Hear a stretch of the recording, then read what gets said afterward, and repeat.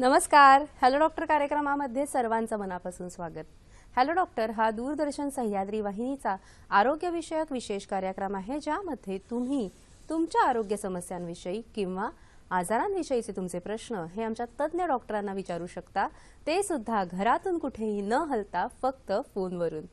आजचा कार्यक्रम हा प्रायोजित कार्यक्रम आहे. विषय आहे नाक, कान, घशाचे विकार आणि संयुक्त उपचार. बुरा मत देखो, बुरा मत बोलो, बुरा मत सुनो, ह्या 3 माकडांना आपण सर्वच परिचित आहोत. नेहमीच चांगल्या आचाराची प्रेरणा देत असतात. आपलं नाक, कान आणि तोंड हे सुद्धा जर सुयोग्य स्थितीत असतील तर व्यक्तिमत्व घडू शकतो. योग्य वापर केला तर माणसं जोडली जाऊ शकतात. पण हे सर्व असण्यासाठी ते निरोगी असणं महत्त्वाचं आहे ना. म्हणूनच नाक, कान आणि घशाचे विकार आणि त्यावरील संयुक्त उपचारांविषयी आज आपण जाणून घेऊया. या विषयावर आपल्याला मार्गदर्शन करतील अर्थात संयुक्त उपचार पद्धतीचे जनक आणि वेदिक केअर वेलनेस क्लिनिकचे संचालक डॉक्टर अनिल पाटील. नमस्कार डॉक्टर, तुमचे या कार्यक्रमामध्ये स्वागत. नमस्कार. डॉक्टर अनिल पाटील हे मुंबई युनिव्हर्सिटीमधून MBBS MD गोल्ड मेडलिस्ट आहेत. संयुक्त उपचार पद्धतीमध्ये ते allopathy, Ayurveda, Panchakarma, naturopathy, physiotherapy, yoga, reiki, acupuncture आणि ॲक्युप्रेशर, संमोहन चिकित्सा आणि संगीतोपचारांचा वापर करतात. वेदिक केअर ग्रुप ऑफ कंपनीजचे ते चीफ मॅनेजिंग डायरेक्टर आहेत. अनेक राष्ट्रीय आणि आंतरराष्ट्रीय पुरस्कारांनी त्यांना सन्मानित केलेलं आहे. इंदिरा गांधी सद्भावना award, international gold star millennium award हे त्यापैकीच काही. दर्शको हो, कान, नाक, घशाचे विकार आणि संयुक्त उपचार असा आजच्या कार्यक्रमाचा विषय आहे. आणि कार्यक्रमामध्ये प्रश्न विचारण्यासाठी तुम्ही उत्सुक असालच. प्रश्न विचारण्यासाठी लागतील आमचे दूरध्वनी क्रमांक. आमचे दूरध्वनी क्रमांक असे आहेत: 022 हा मुंबई बाहेरच्या प्रेक्षकांनी STD कोड डायल करायचा आहे. मोबाईल धारकांनी सुद्धा हा कोड डायल करायचा आहे. आमचे 2 क्रमांक आहेत. पहिला क्रमांक 24908050, दुसरा क्रमांक 24988050. या दूरध्वनी क्रमांकांवर संपर्क साधून आपण आमच्या कार्यक्रमामध्ये सहज सहभागी होऊ शकता. जास्तीत जास्त प्रश्न आम्ही नेहमीच आमच्या कार्यक्रमामध्ये घेण्याचा प्रयत्न करत असतो, म्हणून फोन करताना कृपया आपल्या टीव्ही संचाचा आवाज कमी ठेवावा. प्रश्न हा विषयाला अनुसरून थोडक्यात आणि सलग विचारावा. याशिवाय संयुक्त उपचार पद्धतीच्या कार्यक्रमांमध्ये एक विशेष सदर असतं, ते म्हणजे प्रश्नमंजुषा.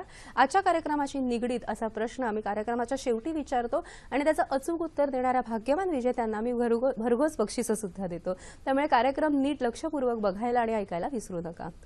आजचा कार्यक्रम सुरू करण्यापूर्वी आपण आजच्या कार्यक्रमामध्ये म्हणजे नाक, कान, घशाचे विकार ह्यामध्ये नेमके कोणत्या विकारांविषयी बोलणार आहोत ह्याची आपण एक सहज झलक बघूया.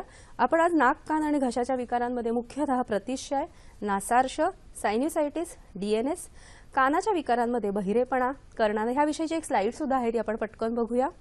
कानाविषयी कानामध्ये बहिरेपणा, कर्णनाद, भ्रम आणि घशाच्या विकारांमध्ये खोकला, टॉन्सिलायटिस, फॅरेंजायटिस आणि लॅरेंजायटिस या विषयांवर मुख्यतः चर्चा करणार आहोत. नमस्कार डॉक्टर, तुमच्या या कार्यक्रमामध्ये स्वागत. आज आपण जेव्हा विशेषतः नाक, कान आणि घशाच्या विकारांविषयी बोलणार आहोत, बाहेर खूप थंडी आहे, महाराष्ट्र पूर्ण कुडकुडतोय, म्हणून हा विषय निवडलात का सर? नाही, आता सर्वांना हॅपी संक्रांत. आज किंक्रांत आहे म्हणा, काल संक्रांत झाली, आज किंक्रांत. पण सर्वांना संक्रांतीच्या शुभेच्छा. आणि महत्वाचं तुम्हाला विचारलं नाही, आज आपण काळं का घातलं? कारण नेहमी संक्रांतीला काळं घालतात. मी नेहमी सांगत असतो की आपल्या जीवन पद्धतीमध्ये, आपल्या हिंदू धर्मामध्ये जे काही सण आहेत, त्या सणामध्ये ज्या काही पद्धती पाळल्या जातात त्यांच्या मागे विज्ञान आहे. आणि आपल्याला माहित होतं ऋषीमुनींना की काळा रंग हा बाकीचे सगळे जे प्रकाश किरण ऍब्सॉर्ब करतो आणि उष्णता कॉन्झर्व करतो. सध्याची प्रचंड थंडी आहे, म्हणजे आपल्याला डार्क किंवा काळा रंग घालायला पाहिजे ह्याचा अर्थ तो. म्हणून आपण काळा रंग घालतो संक्रांतीच्या दिवशी. आणि दुसरं म्हणजे तीळ आणि गुळ हे अत्यंत उष्ण पदार्थ आहेत.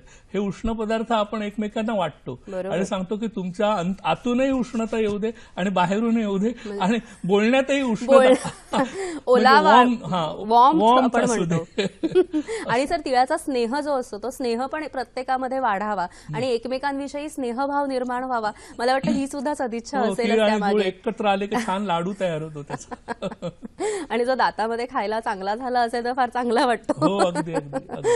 सर, आपण जेव्हा नाक, कान आणि घशाच्या विकारांविषयी बोलतो तेव्हा सर्वप्रथम आपल्या जेव्हा नाकाच्या विकारांबद्दल बोलतो आपण, तर नाकाच्या विकारांमध्ये सर्वात महत्वाचा सर्दी आणि खोकला. मला वाटतं सर्दी खोकला झालेला नाहीये नाहीये असा व्यक्ती सापडणं भूतलावर फारच रेअर आपण म्हणू शकतो सर. बरोबर. तर पहिलं सांगावं असं वाटतं की दोन बाजूला दोन आपल्याला जे आपलं नासिका जी आहे त्याला दोन छिद्र असतात आणि त्याच्या आतमध्ये केस असतात.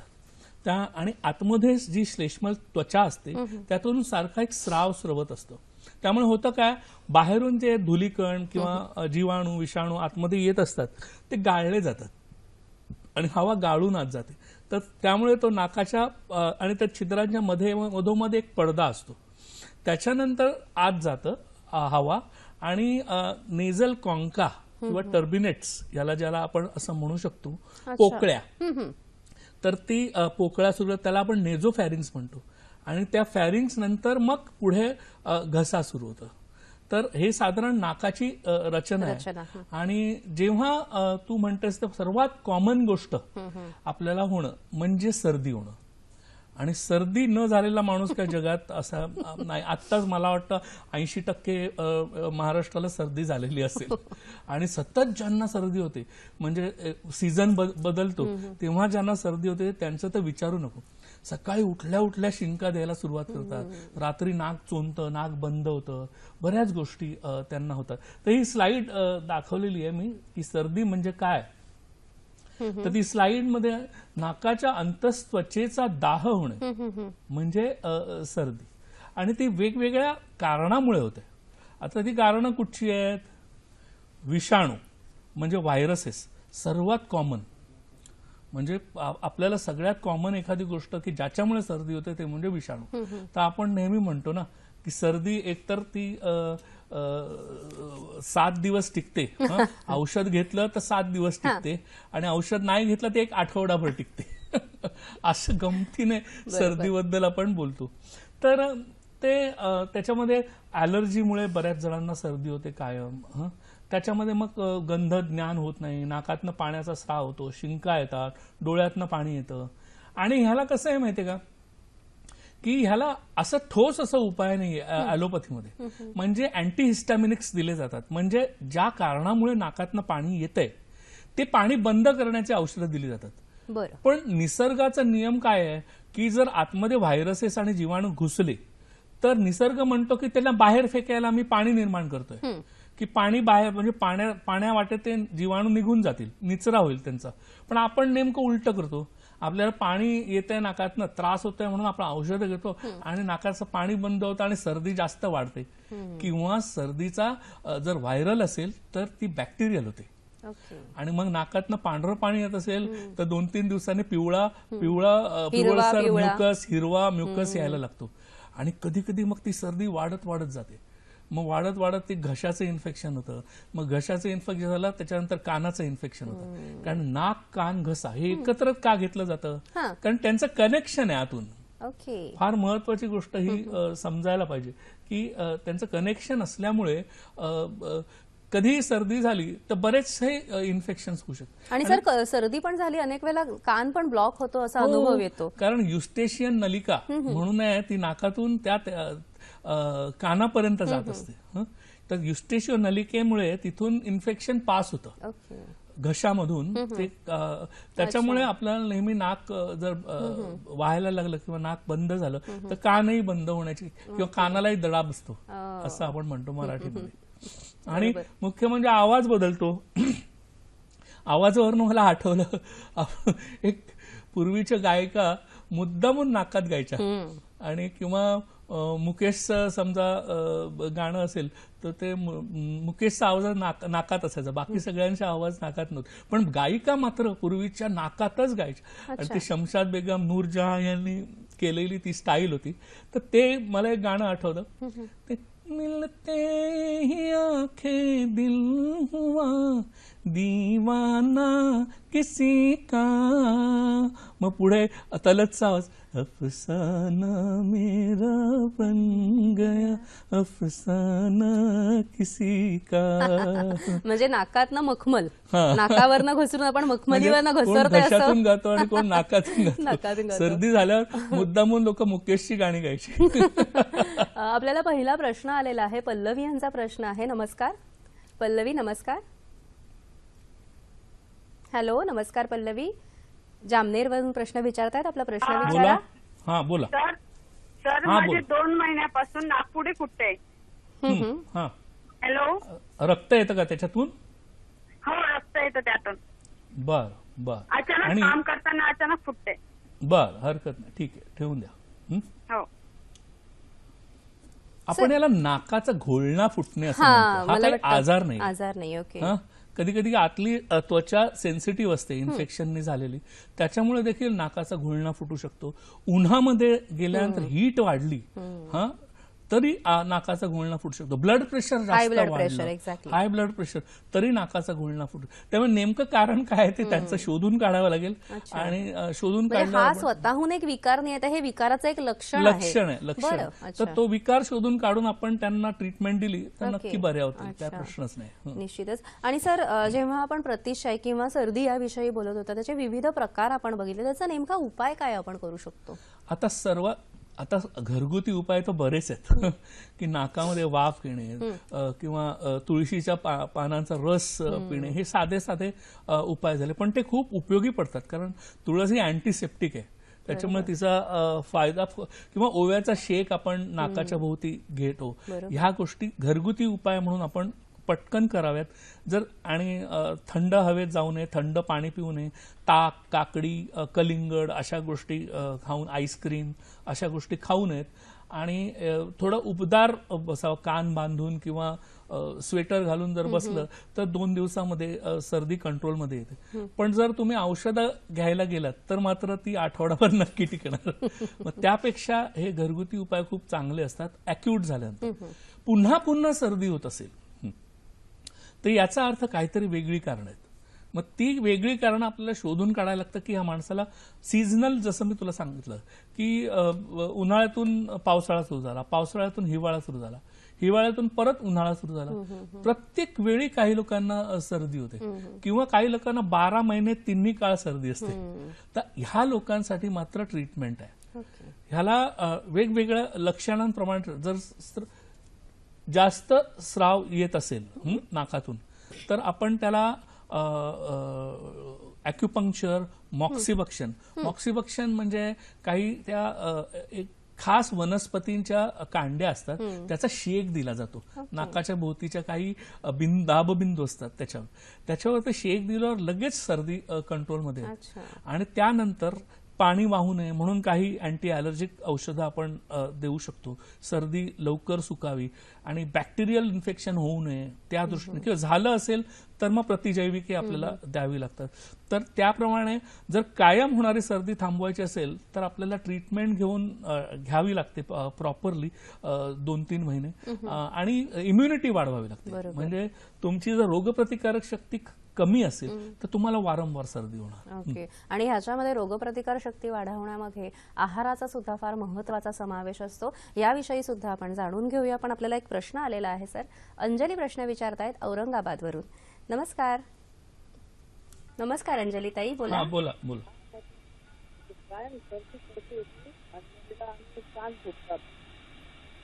प्रश्न पुन्हा एकदा विचारा, मला नीट ऐकू नाही आलेला. कायम आहे ना, सर्दी होते, सर्दी कान दुखतात, सर्दी झाली की कान दुखतात. कान दुखतात तुमचे? बरं. आणि कानातनं काही स्राव वगैरे येतात? ठीक आहे, धन्यवाद. सर, काय मार्गदर्शन कराल? हा, ठीक आहे. तर आपल्याला मगाशीच आपण म्हटलं की क्रॉनिक रायनायटिस म्हणजे खूप वारंवार सर्दी होणे, आणि सर्दी झाल्यानंतर जसं सांगितलं की घशाचा विकार पण होतो आणि कानाचा विकार सुद्धा होऊ शकतो, आणि ही तिन्ही कनेक्टेड आहेत. त्याच्यामुळे सर्दीला आपण जर व्यवस्थित ट्रीट केलं, नस्य, मॉक्सिबक्शन आणि प्रतिजैविकांनी, ह्यांना जेव्हा आपण व्यवस्थित ट्रीट करतो तेव्हा आपोआपच कानातला जो प्रॉब्लेम आहे तो कमी होतो. आणि काही आयुर्वेदिक प्रतिजैविके आपण वापरू शकतो की ज्याच्यामुळे कानातलं हे त्यांचं वारंवार होणारं इन्फेक्शन आहे किंवा संसर्ग आहे की ज्याच्यामुळे कानाचा पडदा फुटतोय किंवा कान वाहतोय, तर त्याला आपण त्या प्रकारे जर ट्रीट केलं तर त्यांनी सर्दीही बरी होईल आणि कान वाहनही बरं होईल. बरोबर. आणि नाकाच्या विविध विकारांमध्ये नाकामध्ये अर्श होणं म्हणजे पॉलिप्स होणं, सायन्युसायटिस, नाकाचं डिव्हिएटेड नेझल सेप्टम असणं, हे आणि इतरही विविध विकार आहेत कानाचे आणि घशाचे. याविषयी आपण जाणून घेणारच आहोत. मात्र कार्यक्रमात वेळ झालेली एका छोट्याशा विश्रांतीची. तुम्ही कुठेही जाऊ नका, पाहत रहा कार्यक्रम हॅलो डॉक्टर.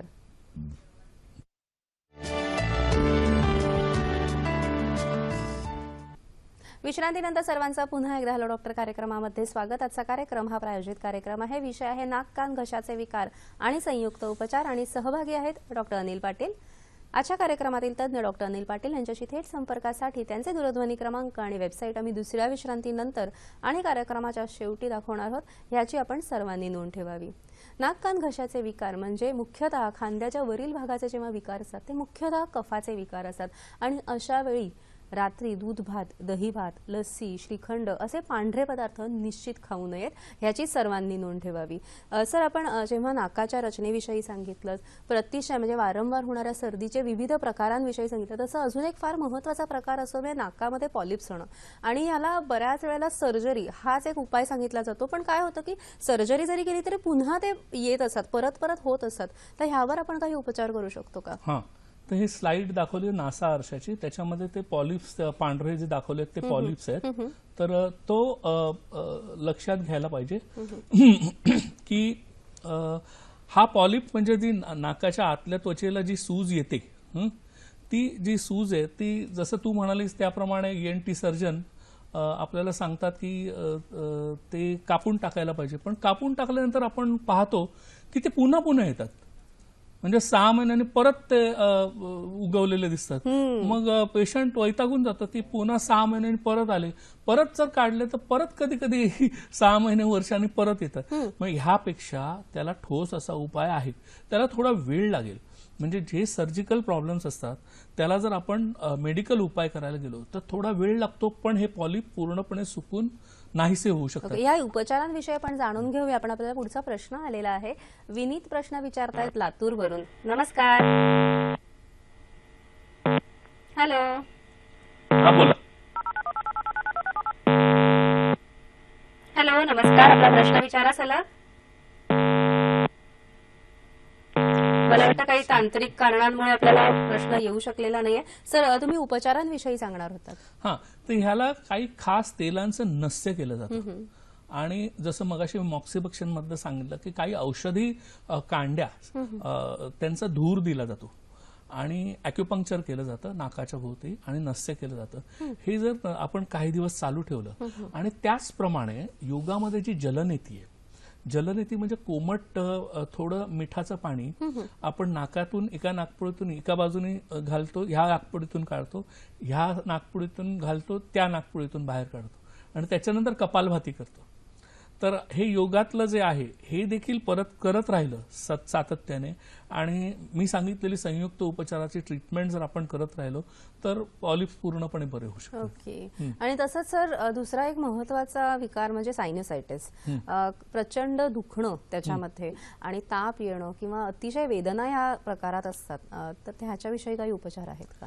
सायनुसायटिस म्हणजे काय ते पहिलं आधी समजून घेऊया. नासागत विवरांचा दाह, ही जी स्लाइड आहे त्या स्लाइडमध्ये जी स्त्रीचा चेहरा दाखवलेला आहे त्यामध्ये नाकाच्या भोवती जे काही लालसर पोकळ्या दाखवलेल्या आहेत आतमध्ये, ह्या दिसत नाहीत बाहेरून, ह्या आतमध्ये आहेत.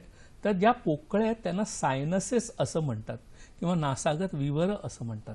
हे वेगवेगळ्या प्रकारचे सायनसेस आहेत, फ्रॉन्टल सायनस, इथमॉइडल सायनस वगैरे वगैरे.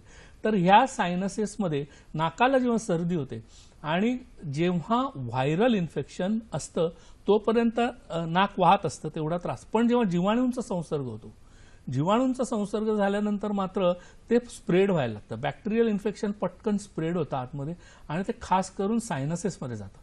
आणि सायनसेसमध्ये झालं की सायनसेस सुजतात आतमध्ये आणि ठणकायला लागतात. तर ॲक्यूट जर असेल तर सतत कधी कधी 4-4 आठवडे, महिनाभर पण राहू शकतं. आणि क्रॉनिक असेल तर 3 महिने, 6 महिने, कधी काय लोकांना सतत दर 2-3 महिन्यांनी सायनुसायटिसचा त्रास होतो आणि अत्यंत डोकं दुखतं. नाक त्यावेळी वाहत नसतं, नाक चोंदलेलं असतं आणि किंवा नाकातनं समजा वाहिलंच तर कधी पुवासारखा पदार्थ बाहेर पडतो, म्युकस, आणि अतिशय त्यात ताप येऊ शकतो, डोकेदुखी, घसा कपकणे वगैरे वगैरे इतर अनेक त्याच्यामध्ये लक्षणं दिसू शकतात. तर त्याला देखील सर्जरीचा उपाय सुचवला जातो क्रॉनिक, पण मला तो मान्य नाही. मी संयुक्त उपचार पद्धतीने सायनोसायटिस पूर्णपणे घालवू शकतो. आपल्याला अहमदनगरवरून पुढचा प्रश्न आहे. चंद्रशेखर प्रश्न विचारतायत. नमस्कार.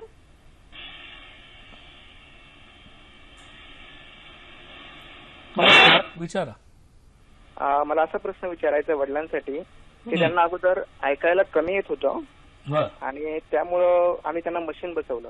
तर मशीन बसवल्यानंतर नॉर्मल पेक्षाही आता जर मशीन काढलं तर त्यांना अजून कमी ऐकायला यायला लागलं. म्हणजे मशीनची सवय झाली का त्यांना? आणि मला अजून दुसरा प्रश्न विचारायचा आहे की मी स्वतः शिक्षक आहे.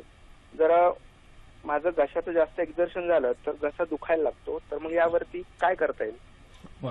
पहिली गोष्ट म्हणजे संपूर्ण कार्यक्रम नीट पहा. धन्यवाद. त्यामुळे तुम्हाला डिटेल्स आन्सर मध्ये मिळणार. छान प्रश्न विचारले. पण प्रश्न अतिशय समर्पक आहे आपल्या विषयाशी. तर पहिली गोष्ट म्हणजे कानाचं यंत्र बसवलं की आपोआपच आपण तो डिपेंडंट होतो. त्याच्यामुळे आपल्याला सवय होते. जसं तू चष्म्या शिवाय कधी कधी वाचू शकते, पण चष्मा रोज घालायला लागलीस तर चष्मा काढल्यानंतर दिसणार नाही. ती सवय होते डोळ्यांना किंवा कानांना. तर तो भाग झाला. त्यामुळे आधी मी काय म्हणतो त्यापेक्षा पंचेंद्रिय वर्धन नस्य, कर्णपुरण आणि अॅक्युपंक्चर ह्याची ट्रीटमेंट घेतली तर बहिरेपणा कमी होऊ शकतो.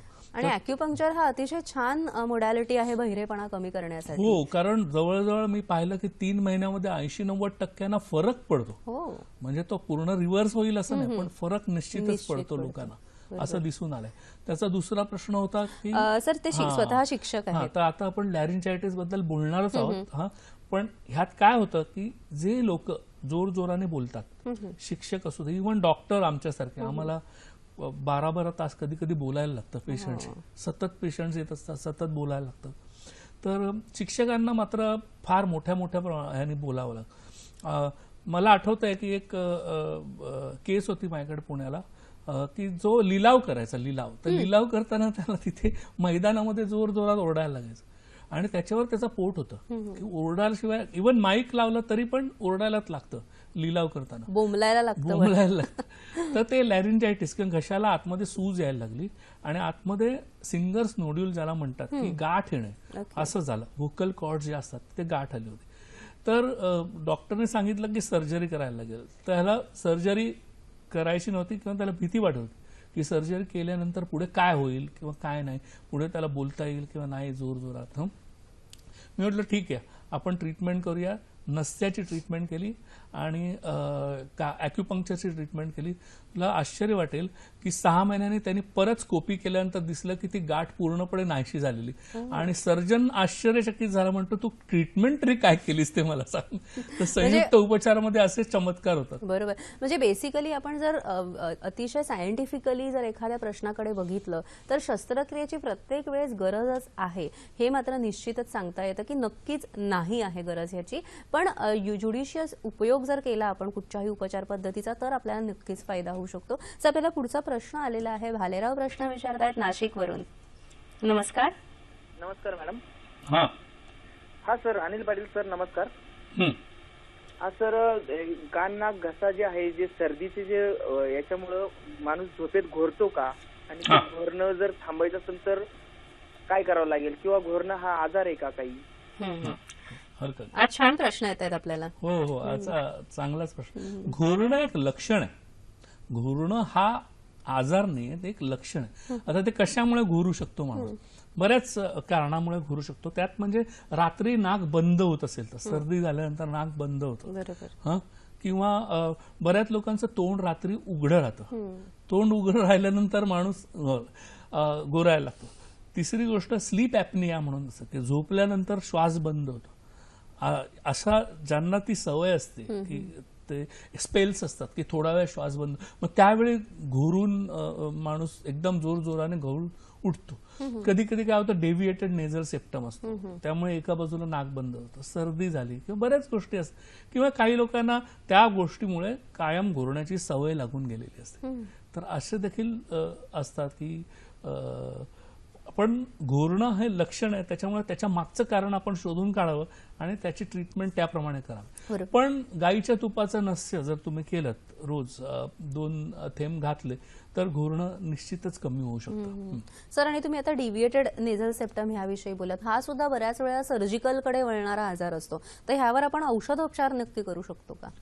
आता हे डेव्हिएटेड नेझल सेप्टम म्हणजे काय हे स्लाइडमध्ये दाखवतो की नॉर्मल प्राकृत नोज हे कसं आहे, नासिका त्याच्या मधोमध एक पडदा आहे आणि हे डेव्हिएट होतो म्हणजे काय होतं, टाईप सी म्हणजे खालीचा भाग डेव्हिएट झालाय आणि एका बाजूला एस सेप्ट म्हणजे वरचा आणि खालचा दोन्ही बाजूला डेव्हिएट झालाय.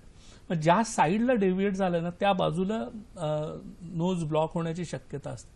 तर त्याच्यामुळे मग रात्री नाक कारण कसं असतं, आपल्या दोन्ही नाकपुड्या किंवा स्वर हे एका वेळी चालू नसतात नेहमी. कधी उजवा चालतं, कधी डावा चालतं, कधी दोन्हीही चालतात. तर त्याच्यामुळे ती जी सायकल असते ती सायकल याच्यात इंटरप्ट होते आणि तो थोडासा प्रॉब्लेम त्यांना होऊ शकतो. आणि खास करून महाराष्ट्राच्या वर किंवा इव्हन उत्तर प्रदेशच्या वर जे इंडो मेडिटेरेनियन रेस आहे आपल्या भारतामध्ये, म्हणजे पंजाबी म्हणा, काश्मीरी म्हणा किंवा सिंधी म्हणा, त्यांची नाकं जी मोठी मोठी असतात त्यांना डेव्हिएटेड नेझल सेप्टम असण्याची शक्यता खूप जास्त असते. तर ह्याच्यामध्ये ऑपरेशन करून पुन्हा फायदा होत नाही.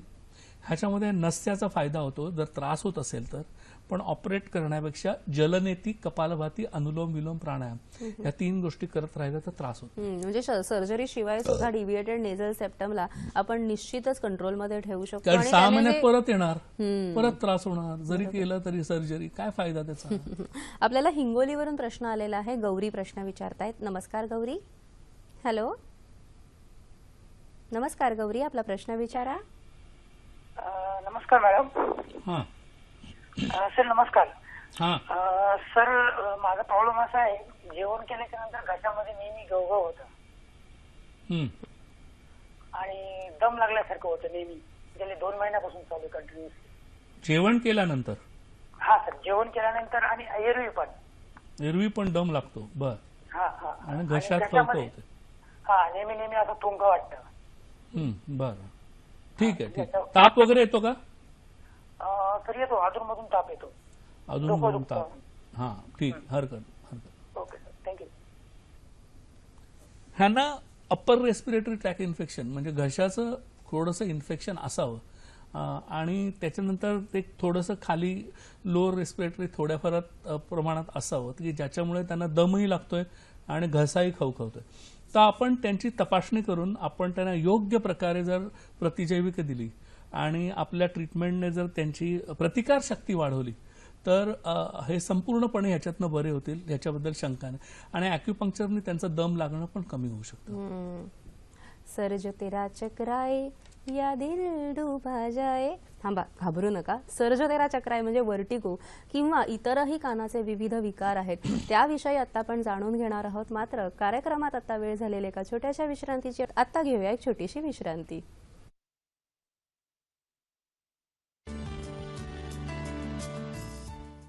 नाकाच्या विविध विकारांविषयी आता आपण जाणून घेतलं, तसंच आता आपण पुढे बघूया कानाचे विविध विकार. सर, काय सांगाल याविषयी?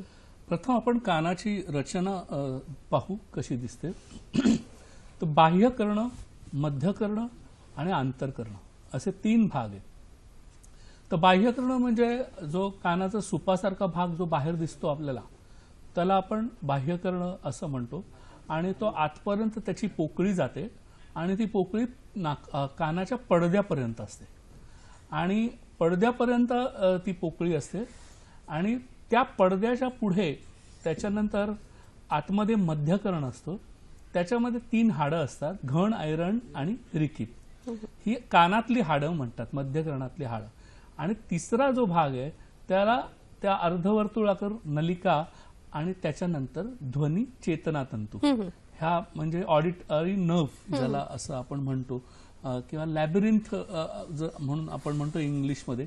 तर हे आंतरकर्णाचा भाग आहे. तर असे 3 भाग आहे आणि तिन्ही ह्यांचे वेगवेगळे विकार असतात. तर मगाशी आपण बोलताना पाहिलंच की मग अशी कानाचा जो- चंद्रशेखर यांचा प्रश्न हा, होता एक त्यांच्या प्रश्न वडिलांविषयी. होता हो की हो. की बाबा आतमध्ये नाही, आपण डेफनेस बद्दल नंतर बोलूया, पण आधी तो CSOM किंवा acute otitis otitis media media, असं सुपोरेटिव्ह म्हणतो ओटायटिस मीडिया. तर त्याच्यामध्ये कान वाहतो. कोणीतरी विचारलं होतं ना, कान वाहतो, हो, हो. पडदा फाटतो किंवा फुटतो.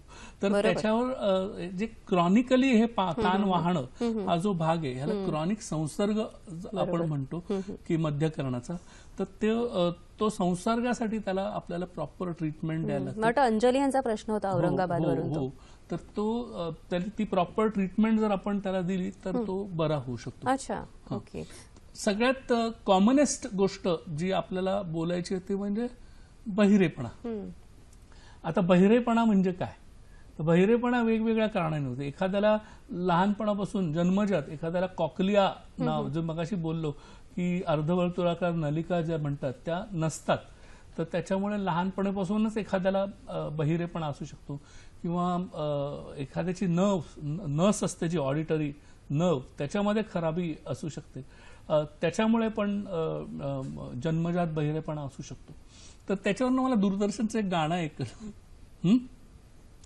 कानान बहिरा मुका परी नाही, शिकविता भाषा बोले कैसा पाही, कानान बहिरा मुका परी नाही. म्हणजे लहान मुलामध्ये कधी कधी कानाने बहिरे पण असलं तरी पण शिकवलं तर बोलू शकतात. हे सांगायचं ते दूरदर्शनवर कायम हे गाणं प्रेरणादायी गाणं होतं, अतिशय सुंदर गाणं होतं. आपल्याला एक प्रश्न आलेला आहे, पण एक प्रश्न घेऊया सर. भंडाऱ्यावरून प्रश्न आलेला आहे. नमस्कार. नमस्कार. हॅलो. नमस्कार. नमस्कार, बोला. मी ज्ञानेश्वर दिप्ते. हा, नमस्कार दिप्ते साहेब, बोला. आम्ही म्हणजे कानामध्ये होल होतं. कानामध्ये होल होतं. मी ऑपरेशन केलेलं होतं. डोक्यामध्ये आवाज येत आहे, ते कंटिन्यू आवाज येते. डॉक्टरला बोललेलं होतं की ते आवाज कमी होईल काय, परंतु ते आवाज कमी झालेला नाही. ठीक आहे, हरकत नाही. यावरती उपाय सांगितलं तर बरं होईल सर. नेमकं काय म्हणायचंय त्यांना? डोक्यामध्ये आवाज येत आहे. हो, धन्यवाद, आम्हाला कळलं. ह्यालाच आपण टिनायटस किंवा कर्णनाद असं म्हणतो. जेव्हा पडद्याला भूक पडतं, सगळ्यात कॉमनेस्ट कारण टिनायटसचं तेच आहे. पडद्यामधली विकृती किंवा त्याला भूक पडणं किंवा त्याचं ऑपरेशन झालं असेल तर आतमध्ये जी हवा शिरते ना, आपल्या कानात हवा शिरते, पडद्यावर आपटते, ती पडद्यावर मग आतली हाडं व्हायब्रेट होतात. त्याच्यानंतर आपल्याला ऐकू येतं, आतमध्ये अंतरकरणापर्यंत जाऊन ती व्हायब्रेशन्स मग ती नसामधनं कॅरी केली जातात. जर पडदाच विकृतपणे हलत असेल किंवा त्याला भोक असेल तर शिट्ट्या बिट्ट्या वाजतात मग कानामध्ये, किंवा कुठलाही टन टन टन टन आवाज येतो. जर तो सायकोलॉजिकल नसेल तर मात्र कर्ण विकृतीमुळेच टिनायटस होतो. म्हणजे डोक्यात हवा जाणं माहिती होतं, पण हे कानात हवा जाणं थोडक्यात त्या कानात नाही, फार त्रासदायक आहे हा विकार. म्हणजे 24 तास जर तुझ्या कानात कोणीतरी शिट्ट्या मारत असेल तर तुला कसं वाटेल? फार त्रासदायक. तर त्याला पंचेंद्रिय वर्धन नस्य, कधी कधी कर्णपुरण आणि अॅक्युपंक्चर खूप चांगलं उपयोगी पडतं. अॅक्युपंक्चरनी आणि काही औषधी असं कॉम्बिनेशन करून जर ट्रीटमेंट केली तर, आणि संसर्गाला जर ट्रीटमेंट केली आणि संयुक्त उपचार घेतले साधारण 3 ते 6 महिने, तर कर्णनाद किंवा टिनायटस कमी होऊ शकतो. ओके सर, आपण पुन्हा बहिरेपणाकडे वळूया. ह्याविषयी अधिक काय माहिती देऊ शकाल? आता त्याच्यामध्ये चेतना तंतूंची विकृती असू शकते, किंवा आतमध्ये जसं सांगितलं कानाच्या मध्यकर्णामध्ये पू झालेला असेल तर त्यामुळे पण बहिरेपण येऊ शकतं. सगळ्यात कॉमनेस्ट म्हणजे म्हातारपणामुळे येणारा कंडक्टिव्ह हिअरिंग लॉस. तर हा सगळ्यात कॉमन आहे आणि जवळजवळ सर्वांनाच त्याचा अनुभव येतो, कारण साधारण 60 नंतर 55-60 नंतर सगळ्यांचीच शक्ती कमी होत जाते. तर त्याला देखील आपण व्यवस्थित संयुक्त उपचारात ट्रीटमेंट करू शकतो. सर, आपल्याला पुढचा प्रश्न आलेला आहे. सोनावणे प्रश्न विचारतायत पुण्यावरून. नमस्कार. नमस्कार. हॅलो. हा, विचारा. नमस्कार मॅडम. मॅडम, मी विठ्ठल सोनवणे बोलतोय पुण्यावरनं. माझ्या कानामध्ये खूप गुदगुद होतं आणि टाळू पण एकदम गुदगुद होतं खूप लहानपणापासून.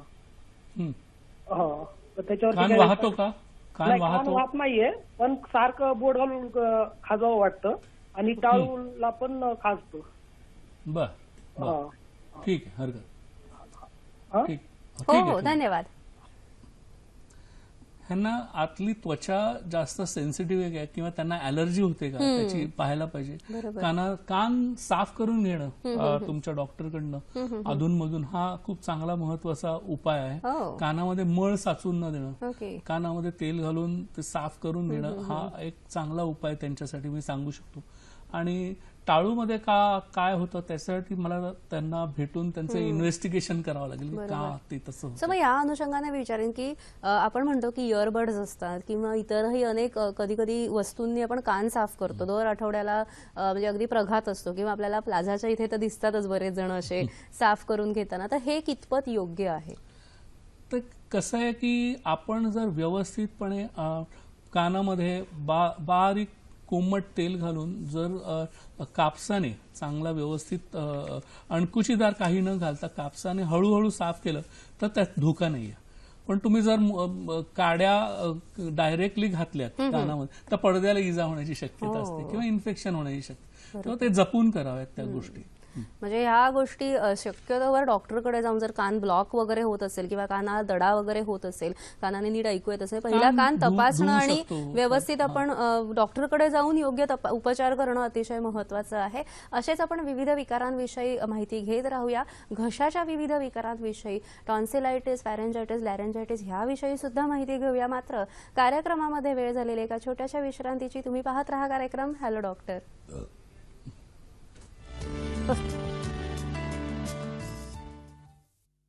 विश्रांतीनंतर सर्वांचं पुन्हा एकदा हॅलो डॉक्टर कार्यक्रमामध्ये स्वागत. आजचा कार्यक्रम हा प्रायोजित कार्यक्रम आहे. विषय आहे नाक कान घशाचे विकार आणि संयुक्त उपचार आणि सहभागी आहेत डॉक्टर अनिल पाटील. आजच्या कार्यक्रमामध्ये पुढे जाण्यापूर्वी आपण पुढच्या आठवड्याचे हॅलो डॉक्टरचे कार्यक्रम कोणते आहेत ते पाहून घेऊया. थेट प्रक्षेपण शुक्रवार दिनांक 20 जानेवारी 2017 रात्री 8 वाजताचा विषय आहे वजन कमी करण्यासाठी वेट लॉस सर्जरी आणि सहभागी आहेत डॉक्टर मनीष मोटवानी. शनिवार दिनांक 21 जानेवारी 2017 रात्री 8 वाजताचा थेट प्रक्षेपण हॅलो डॉक्टर कार्यक्रम. विषय आहे सोरायसिस रुग्णांनी हिवाळ्यात घ्यायची काळजी आणि सहभागी आहेत डॉक्टर RS सोनवणे. रविवार दिनांक 22 जानेवारी 2017 रात्री 8 वाजताचा थेट प्रक्षेपण हॅलो डॉक्टर कार्यक्रम. हा विषय आहे हृदयरोगाचे वाढते जागतिक दडपण, विना शस्त्रक्रिया उपचारांनी करूया निराकरण. सहभाग आहे डॉक्टर रोहित साने. आणि आता पुन्हा कार्यक्रमाच्या विषयाकडे वळूया. सर, आपण जेव्हा कानाच्या विविध विकारांविषयी बोलतो तेव्हा वर्टिगो म्हणजे चक्कर येणे हा सुद्धा एक विकार कानाचाच असतो का सर? हा, म्हणजे लक्षण चक्कर येणं हे विविध कारणामुळे असू शकतं. की स्पॉन्डिलायटिस पण असू शकतो किंवा पित्त वाढून पण चक्कर येते, कोणाला उन्हात चक्कर येते, कोणाला लो ब्लड प्रेशरमुळे चक्कर येते. पण व्हर्टिगो हा एक वेगळा प्रकार. जसं मग तुला अंतर्कर्ण दाखवलं तर त्या अंतर्करणामध्ये विकृती निर्माण झाली. मग त्यातलं जे फ्लुइड असतं त्याचा बॅलन्स, त्याचा जो आतमध्ये पाणी असतं त्याचा बॅलन्स राहिला नाही त्याच्यातल्या क्षारांचा, तर व्हर्टिगो नावाचा रोग होतो. आणि त्याला सेडेटिव्ह, लॅबिरॅन्थिन आणि सिडेटिव्ह अशी औषधं दिली जातात की तेवढ्यापुरतं तो राहतो पण तो ना कायम टिकतो नाही. मग तो जर आपल्याला घालवायचा असेल तर आपल्याला बऱ्याच गोष्टी ट्रीटमेंट एकत्र करावे लागतात. ह्याच्यामध्ये मी विरेचन, नस्य, कर्णपुरण, ॲक्युपंक्चर अशा विविध उपचार पद्धतीचं कॉम्बिनेशन देतो आणि त्याचबरोबर जलनेती देखील करायला सांगतो पेशंटना. ह्या सगळ्या गोष्टी एकत्रित केल्या तर व्हर्टिगो साधारण 2 ते 3 महिन्यामध्ये बरा होऊ शकतो. ओके. तर हा निश्चित सर. आणि जेव्हा आपण म्हणतो की इतरही जे कारणं आहेत चक्करची, म्हणजे चक्कर येणे हे फक्त काही सर्वायकल स्पॉन्डिलोसिसमुळे नाहीये, पित्तामुळे नाहीये, तर कानाच्या आतील भाग आहे त्याचा सुद्धा हा विकार होऊ शकतो. हे फार महत्वाचं कारण लक्षात घेण्यासारखं आहे. सर, आपण आता नाकाच्या विविध विकारांविषयी जाणून घेतलं, कानाच्या विविध विकारांविषयी जाणून घेतलं, तसंच खोकला हा एक फार महत्वाचा घशाचा आपण विकार म्हणू शकतो. तर ह्याविषयी काय सांगाल? खोकला हे लक्षण आहे, खोकला हा विकार नाहीये. तर त्याचं साधारण कुठलंही रेस्पिरेटरी इन्फेक्शन झालं, अपर रेस्पिरेटरी झालं किंवा लोअर रेस्पिरेटरी झालं, त्याच्यामध्ये आज आपण घशाविषयी बोलतोय त्याच्यामुळे घशाविषयीच बोलूया. जर घशामध्ये आतमध्ये टॉन्सिल्सला सूज आली किंवा घशालाच म्हणजे फॅरिंग्सलाच सूज आली किंवा लॅरिंग्सला सूज आली, ह्याचा संसर्ग झाला तर खोकला हे लक्षण आपल्याला दिसू शकतं. पण त्याची जर ट्रीटमेंट आहे ही मात्र आपल्याला विकाराप्रमाणे द्यावी लागते. कशामुळे झालेलं तर ॲलर्जिक कफ असं तुला जर म्हणायचं असेल ते ट्रीट करायचं तर त्याला ॲक्युपंक्चर खूप चांगला उपयोग पडतं. वमन आपण देतो ते फार चांगलं उपयोगी पडू शकतं. कफ क्लिअर होऊ शकतो. खोकल्याची कारणं अनेक आहेत. त्यापैकी प्रदूषण, अस्थमा, धूम्रपान, अवरोध, संसर्ग, ब्रॉन्कायटिस. तर ह्यापैकी जे कारण मुळे झालेलं आहे त्याप्रमाणे आपण त्याला ट्रीटमेंट द्यावी लागते. बरोबर सर. आणि जेव्हा आपण म्हणतो की विविध प्रकारचे खोकल्याची कारण आहेत, त्याच्यामध्ये तुम्ही एक GERD नावाचा डिसीज घेतलेला आहे जो पोटाचा मला वाटतं विकार आहे. आणि मला वाटतं मगाशी हिंगोलीवरनं प्रश्न होता की जेवणानंतर घशात खवखव होते, तर मग ह्याचा काही संबंध आहे का? जेवणानंतर जेवण वर आल्यासारखं वाटत असेल तर आपण त्याला गॅस्ट्रोइंटेस्टिनल इसोफेजियल रिफ्लक्स डिसीज किंवा GERD असं आपण त्याला म्हणतो. बरोबर. तर ह्याच्यामध्ये काय होतं की आपली अन्ननलिका आणि जठर ह्याच्यामधली जी झडप आहे ती झडप जर व्यवस्थित काम करत नसेल तर अन्न खाल्ल्यानंतर ते अन्न वरवर यायला लागतं. ते खाली जात नाही पूर्णपणे. ते वरवर यायला लागलं की त्याच्याबरोबर आम्ल पण बाहेर येतं. आणि खास करून रात्री जेवल्यावर लगेच झोपण्याची सवय ज्यांना असते ना त्यांचं सगळं ते ऍसिड वर येतं आणि मग ते रिजर्जिटेशन होतं किंवा खोकला होऊन अचानक दचकून जागे होतात वगैरे वगैरे अशा गोष्टी होण्याची शक्यता असते. सर मग ह्याच्यावर उपचार काय असतात? ह्याच्यावर उपाय जेवल्यानंतर लगेच झोपू नये आणि रात्रीचं झोपताना तिखट खाऊ नये रात्रीचं. आणि 2 ते 3 तासाची गॅप ठेवावी झोपण्यात आणि जेवणामध्ये. साधारण 8ला जेवला तर 10 वाजता झोपा कमीत कमी. लोकांना जेवल्या डायरेक्ट आडवं पडायची सवय असते त्याच्यामुळे GERD होऊ शकते. बरोबर सर. आणि घशाच्या विविध विकारामध्ये फार महत्वाचा आणि लहान मुलांना सतत होणारा विकार म्हणजे टॉन्सिलायटिस. अनेक वेळेला वारंवार जर टॉन्सिलायटिस होत असतील तर ऑपरेशन करून टाका आणि टॉन्सिल्स काढून टाका हा सल्ला देण्यात येतो. पण टॉन्सिल सुद्धा फार महत्वाचा एक आपला रोगप्रतिकार शक्तीचा अवयव आहे ना सर, मग हा काढून टाकणं हा उपाय आहे का त्याच्यावर? माझ्या लहानपणी फॅशन होती म्हणजे आईस्क्रीम खायला मिळेल म्हणून लहान मुलं टॉन्सिलेक्टॉमी करायला तयार असायची. आणि जवळजवळ मला वाटतं आमच्या पिढीतल्या 80% लोकांना टॉन्सिल्स नसतील कारण ते लहानपणीच काढून घेतले असतील. तर ही चांगली गोष्ट नाही. ते सेंट्रीज आहेत, ते शिपाई आहेत, कारण ते आपलं प्रोटेक्शन करतात. त्यामुळे टॉन्सिल्स काढणं हा काही उपाय नव्हे. तर टॉन्सिल्सला जो संसर्ग होतोय तो संसर्ग होऊ नये, त्याची रोगप्रतिकारक शक्ती वाढावी ह्या दृष्टीने ट्रीटमेंट आपण द्यायला पाहिजे. जर ती ट्रीटमेंट दिली तर टॉन्सिल्सना येणारी सूज कमी पण होऊ शकते आणि माणसाला टॉन्सिल्स काढण्याची कधी गरज नाही भासत. Okay sir. आणि दुसरा महत्वाचा म्हणजे फॅरिंजायटिस, तर ह्याविषयी काय सांगाल? आता फॅरिंजायटिसची म्हणजे जसं टॉन्सिलायटिस आहे, टॉन्सिल्स जेव्हा सुजतात तेव्हा आणखीनही काही कारण असतात. सगळ्यात कॉमन आपल्याला म्हणतात ते म्हणजे स्टेप्टोकोकस नावाचा जीवाणू हा एकदम कॉमन आहे की त्या जीवाणूंचा संसर्ग झाला की फॅरिंजायटिस होऊ शकतो. तर ह्याच्यामध्ये घसा लाल होणे, गिळण्यास त्रास होणे, थंडी वाटणे वगैरे वगैरे वगैरे इतर बऱ्याच गोष्टी होतात. सर आणि मगाशी एक प्रश्न आलेला स्वरयंत्र शोध, याविषयी पण थोडक्यात सांगू शकता का? बरोबर. सर्वात महत्वाचं शिक्षकाविषयी आणि मग मागे मी केसही सांगितले. शिक्षक, गायक, बरेच ज्यांना ओरडावं लागतं त्या लोकांना लॅरिंग्सला सूज येऊ शकते किंवा जे तिथे दाखवलेले आहेत व्होकल कॉर्ड्स, त्या व्होकल कॉर्ड्सला सूज येऊ शकते, आवाज बदलू शकतो, आवाज घुगरा होऊ शकतो वगैरे वगैरे. तर यासाठी नस्य ॲक्युपंक्चरची ट्रीटमेंट खूप जास्त कामाला येते आणि ही जर व्यवस्थित जर तुम्ही घेतली तर लॅरिंजायटिस किंवा स्वरयंत्राला आलेली सूज ही पूर्णपणे बरी होऊ शकते. आणि सर विविध थोडक्यात औषधांविषयी काय सांगाल तुम्ही, पंचकर्माविषयी? आता निरनिराळी औषधं, तुळस, सुंठ, भल्लातक, वचा, पिपळी, अडुळसा अशी निरनिराळी औषधं आपण वापरतो.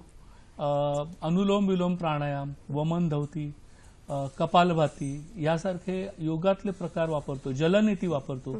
जिव्हाबद्ध, सिंहमुद्रा वगैरे ह्या गोष्टी ज्या योगामध्ये आहेत त्या वापरतो. तर ह्याचं साधारण कॉम्बिनेशन केलं आणि सर्वात महत्वाचं पंचकर्म म्हणजे नस्य. अच्छा. नस्य साधं नस्य असतं आणि प्रधमन नस्य असतं. तर हे दोन्ही प्रकारची नस्य वापरून आपण ट्रीटमेंट करू शकतो. निश्चितच. आता वेळ झालेली आहे. दिनांक 1 जानेवारी 2017 रोजी झालेल्या कार्यक्रमाचे भाग्यवान 3 विजेत्यांची नावं घोषित करण्याची. ती नावं खालीलप्रमाणे आहेत. प्रथम बक्षीस मिळालेलं आहे श्री राकेश विजय लेडे ठाणे. द्वितीय बक्षीस मिळालेलं आहे श्री मंगेश विजय चौवरे, पुणे. तृतीय बक्षीस श्री नागेश श्रीधर तेटांबे, भांडूप. ज्या लोकांनी अचूक उत्तर पाठवलं आहे पण बक्षीस मिळाले नाही त्यांनी निराश होऊ नये. बरोबर उत्तर पाठवणाऱ्यांसाठी वेदिकेअर वेलनेस क्लिनिक्स आणि हॉस्पिटल्सच्या वैद्यकीय अधिकाऱ्याकडून एक मोफत कन्सल्टेशन मिळेल. कार्यक्रमात स्पर्धेसाठी विचारण्यात येणारा आजचा प्रश्न आहे, नाक, कान, घशाच्या विकारांवर उपयुक्त ठरणारे पंचकर्म कोणते? पर्याय 1 विरेचन, पर्याय 2 बस्ती, पर्याय 3 नस्य. SMS साठी क्रमांक आहे 9819353720.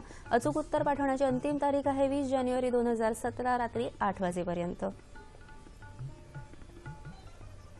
प्रश्नाचे अचूक उत्तर देणाऱ्या विजेत्यांना वेदिकेअर वेलनेस क्लिनिक्स आणि हॉस्पिटल्सतर्फे विशेष भेट देण्यात येईल. अशा सर्व विजेत्यांमधून लकी ड्रॉ पद्धतीने निवड केलेल्या आमच्या खास विजेत्याला प्रथम पारितोषिक ₹2,500, द्वितीय पारितोषिक ₹1,500, तृतीय पारितोषिक ₹1,000 चे गिफ्ट हॅम्पर देण्यात येईल. या विजेत्याचे नाव पुढील महिन्याच्या कार्यक्रमात जाहीर करण्यात येईल. याच कार्यक्रमाचे पुनःप्रक्षेपण होणार आहे सोमवार दिनांक 23 जानेवारी 2017 सकाळी 9 वाजता. आजचा कार्यक्रम तुम्हाला कसा वाटला हे जाणून घेण्याची सुद्धा आम्हाला उत्सुकता आहे. याशिवाय ज्या डॉक्टर्सना आमच्या कार्यक्रमात प्रायोजित कार्यक्रम करायचा असेल त्यांनी आम्हाला जरूर संपर्क साधावा. आमचा पत्ता असा आहे, निर्माती हॅलो डॉक्टर, दूरदर्शन केंद्र, Worli, Mumbai 400030. Email hello.drdkmumbai@gmail.com, www.facebook.com/gdsahyadrain वर तुम्ही तुमच्या कॉमेंट्स पाठवू शकता किंवा youtube.com/user/gdsahyadrain वर हाच कार्यक्रम तुम्ही पुन्हा बघू शकता. सर, थोडक्यात आम्हाला काय खावं आणि काय खाऊ नये? अत्यंत तिखट, अत्यंत दाहक अशा गोष्टी खाऊ नये आणि आंबट, त्याच्यानंतर थंड प्रकृती ज्या म्हणजे काकडी आहे, कलिंगड आहे, ह्या गोष्टी, बर्फ, अशा गोष्टी खाऊ नये हे सांगू शकतो. आणि विषय तसा खर खूप विस्तृत आहे, पण अनेक विषयांचं म्हणजे अनेक विकारांचं आपण आता चर्चा केलेली आहे. तरीही जाता जाता मला काही प्रश्न विचारायचे आहेत. थोडक्यात मी प्रश्न विचारते, मला उत्तर सांगा. अॅनॉस्मिया किंवा नाकाने वास न समजणे ह्यावर काही उपाय आहे का? ॲक्युपंक्चरने बरं होईल. कानाचा पडदा फाटल्यावर शस्त्रक्रिये व्यतिरिक्त काही उपाय आहे का? ऑफकोर्स आपण ते डिस्कस केले. आठवड्याला कापसाने किंवा इतर वस्तूने कान साफ करण्याची आवश्यकता असते का? कधी कधी आपण करू शकतो, पण काळजी घ्यायला पाहिजे. कानात तेल घालावे का? कानात तेल जरूर घालावे. सर, जाता जाता आमच्या दर्शकांना तुम्ही काय संदेश देऊ शकता? सर्वात महत्वाचं म्हणजे कान घशाचे विकार झाल्या लगेचच्या लगेच काही ट्रीटमेंट जर संयुक्त उपचार पद्धतीच्या केल्या तर निश्चित त्याच्यापासून म्हणजे क्रॉनिक होण्यापासून तुम्ही वाचू शकता. म्हणजे झाल्या जर ट्रीटमेंट मनापासून केली तर, किंवा सतत जर प्रतिजैविकी किंवा अँटीबायोटिक्स घेत राहाल तर तुम्हाला त्याचा रेझिस्टन्स होऊन तुम्हाला पुढे कायमचं ते विकार जडण्याची शक्यता असते. निसर्गाला रंग हवे असतात, फुलांना गंध हवे असतात आणि या सृष्टीचा विपुल आस्वाद घेण्यासाठी आपल्याला कान, नाक आणि घसा अतिशय सुदृढ हवे असतात. अक्षरशः हे जे पंच ज्ञानेंद्रिय आहेत ती आपल्याला सर्व सृष्टीची इन्फॉर्मेशन आपल्या मेंदूला पोचवत असतं आणि त्यामुळे ह्या कान, नाक आणि घशाला विकार होण्यापासून वाचवणं आणि विकार जर झालेच तरीही उपचार करणं, या दोन्ही पद्धतींमध्ये संयुक्त उपचार पद्धती आपल्याला अतिशय महत्त्वाची ठरते. म्हणजे विकार होऊ नये, सुदृढ अवयव राहावे आणि झालेच तर त्यांना काय उपाय करता येईल याविषयी सुद्धा संयुक्त उपचार पद्धती आपल्याला अतिशय छान मार्गदर्शन करत असते आणि त्याच्यावर आपल्याला उपचार सांगत असते. मला वाटतं आजच्या हा कार्यक्रमामध्ये आपल्याला विविध विषयांवर, नाक, कान आणि घशाच्या विविध विकारांवर आपल्याला उपाय समजले. शस्त्रक्रिया सुद्धा टाळू शकतो हा कॉन्फिडन्स आपल्यामध्ये निर्माण झाला. याविषयीच्या पण आपण केसेस बघितल्या आणि त्यासाठी डॉक्टर तुम्ही इथे आलात आणि आमच्या दर्शकांना माहिती दिली त्यासाठी दूरदर्शनतर्फे तुमचे मनपूर्वक आभार. धन्यवाद.